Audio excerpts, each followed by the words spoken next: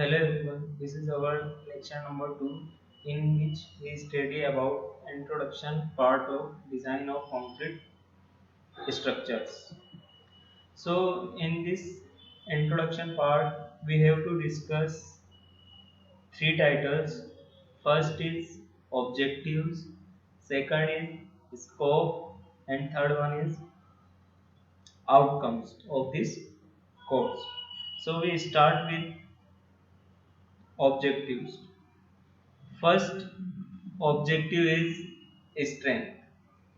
You see this structure. This structure is collapse due to substandard construction materials. Means here material is used is not good quality material.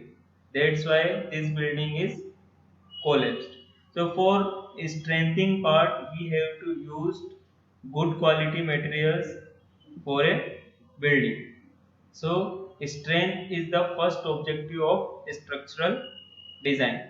Second one is the stability. Why stability?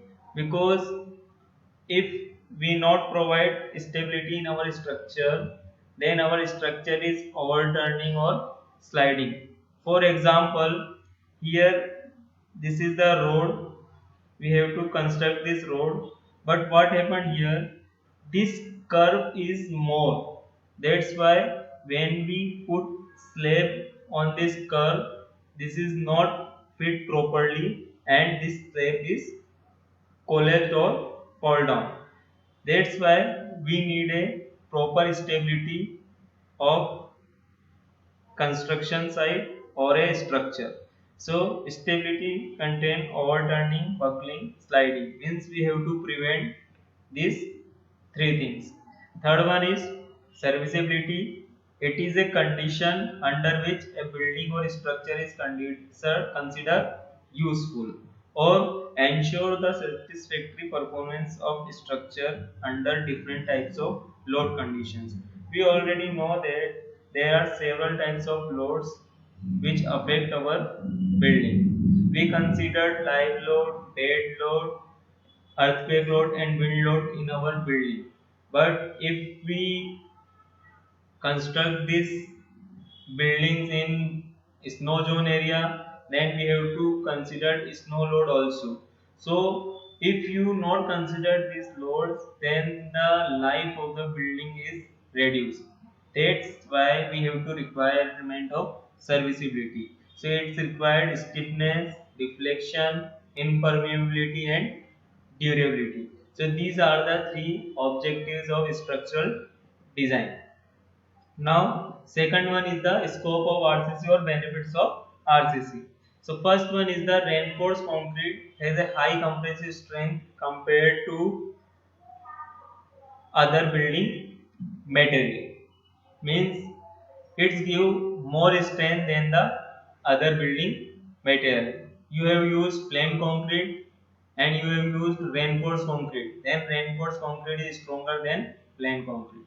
Second point, due to the provide reinforcement, reinforcement concrete can also withstand a good amount tensile stress.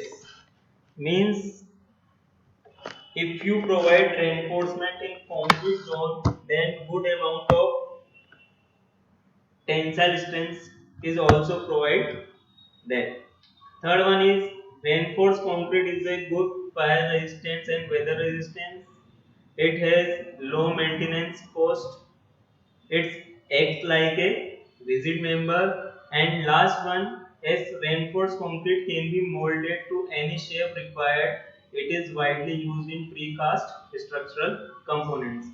We give any shape of reinforced concrete. That's why it's better than the other material. Now, learning outcomes of this course. When we studied this subject, we have found such outcomes of this course. First, recognize design philosophy of reinforced concrete structures. Second, apply techniques and computer software for analysis and design of reinforced concrete under gravity and lateral loading. Third one, identify typical failures, modes of RC and steel members, and determine the appropriate approaches to calculate the design strength for each typical failure mode. And last one is the apply principal procedures and current code requirements for the analysis and design of RC structures. So these are the learning outcomes of this course. Here we studied only reinforced concrete structures, so we get here outcomes for reinforced concrete structures only. So these are the introductory part of design of concrete structures. You have to know the objectives of this design of concrete structure or the structure design. So there are three objectives: strength, stability and serviceability. So today's lecture is over. If you have found any query regarding anything, then you have to put your doubt in comment box. After this lecture, we continue our other part of syllabus in next lecture. Thank you.